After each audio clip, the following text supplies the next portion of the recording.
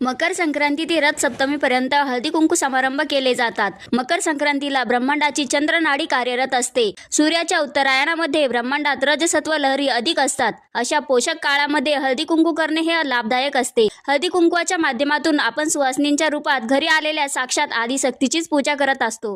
हळदी कुंकू लावल्यामुळे सुवासिनींमधील श्री दुर्गा देवीचे अप्रकट तत्व जागृत होते. तसेच एक प्रकार ब्रह्मांडातील सुप्त आदिशक्तीच्या लहरींना जागृत होण्यासाठी त्यांना आवाहन करणे. हळदी कुंकू आणि वाण देणे यांच्या माध्यमातून एक प्रकारे माणूस दुसऱ्या माणसातील देवत्वाची पंचोपचार पूजाच करत असतो. तर वाणामध्ये आपण सुवासिनींच्या शृंगारामध्ये उपयोगी पडणाऱ्या वस्तू, नवीन वस्त्र, भांडी, रोजच्या घरगुती वापरातील वस्तू या गोष्टी देऊ शकतो. वाण देण्यासाठी कमीत कमी 5 सुवासिनी असाव्या.